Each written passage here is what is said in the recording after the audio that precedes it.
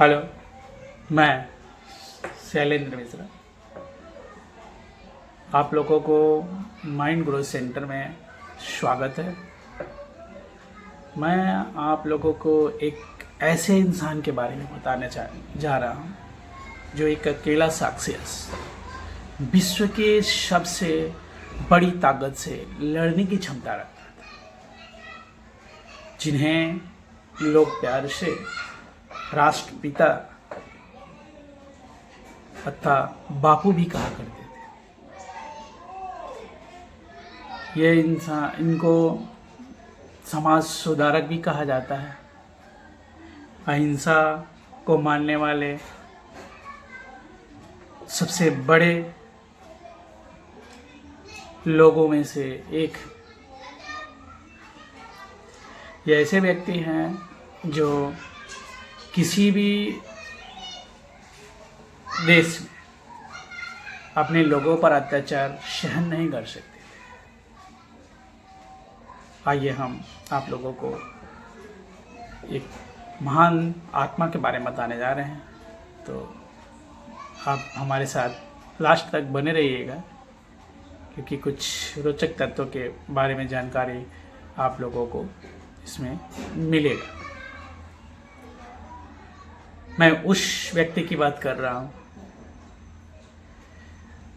जो समाज सुधारक, समाज में अहिंसा का संदेश देने वाला महात्मा गांधी, जिनका जन्म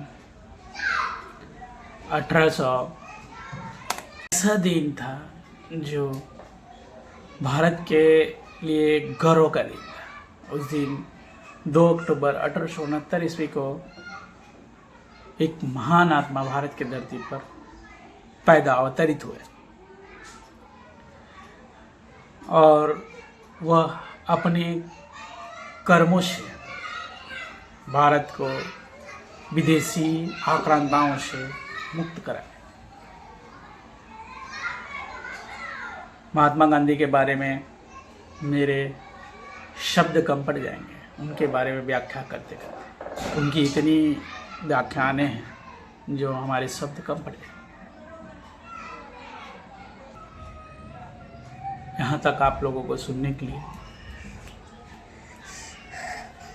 धन्यवाद। मैं शैलेंद्र मिश्रा। आप लोग मुझे कमेंट में बताएं कि किस पे गुजरात में हुआ था, यह भारत की धरती है। उन्होंने अपनी मध्य वर्ग में हुआ था और उन्होंने अपनी प्रारंभिक शिक्षा प्राप्त करने के बाद वकालत की शिक्षा प्राप्त करने के लिए उन्हें दक्षिण अफ्रीका में चले गए।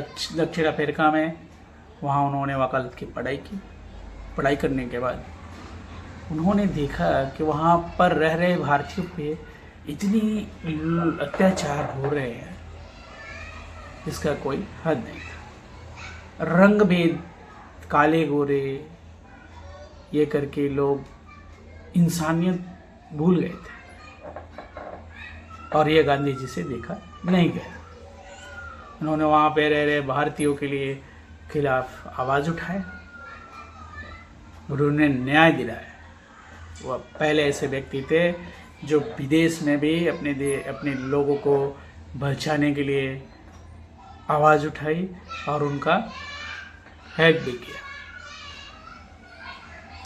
जो भारत वापस आए तो भारत में भी ऐसी ही स्थिति थी। और काले गोरे, उच्च नीच, छोटे बड़े, रंग भेदभाव बहुत ज़्यादा था। उन्होंने इसका प्रतिरोध किया और यहाँ पर ब्रिटिश साम्राज्य ने अपनी पूरी सत्ता स्थापित कर लिया था, जिसे उन्होंने खत्म करने के लिए एक मुहिम चालू किया। और ऐसा मुहिम जिसमें हिंसा नहीं हो, मार झगड़े नहीं हो। हम अपनी बातों को किसी भी ताकतवर व्यक्ति से या कोई भी व्यक्ति हो उसे मनवाने के लिए हम एक अहिंसा का ही रास्ता है जिससे हम किसी को भी जीत सकते हैं। और उन्होंने यही रास्ता अपनाया, अहिंसा का रास्ता। और ब्रिटिश साम्राज्य से अपने देश को आज़ाद करवाया।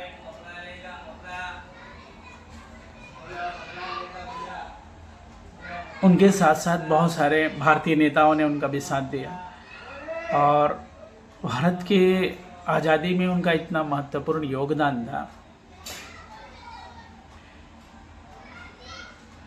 कि वह यहाँ के लोगों के लिए कपड़े होते हुए भी अपने आधे शरीर को उन्होंने नहीं ढका। उनका मानना था कि हमारे देश में लोग पूरे कपड़े नहीं पहन पाए, ऐसे भी लोग हैं, जब तक उन्हें मैं पूरे कपड़े नहीं दे देता हूँ तब तक मैं अपना पूरा शरीर नहीं ढकूँगा।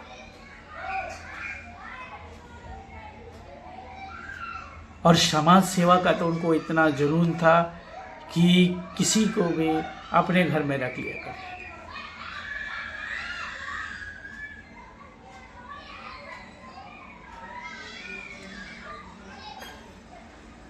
और इस प्रकार उन्होंने यहाँ पे सत्याग्रह, बहुत सारे सत्याग्रह किए, बहुत सारे उन्होंने आंदोलन चलाए और उनके समर्थन में एक अकेला ही व्यक्ति थे जिनसे अंग्रेज डरते थे और बहुत अत्यधिक डरते थे। और उन्होंने अपने नियमों के अनुसार अंग्रेज़ों को झुका दिया,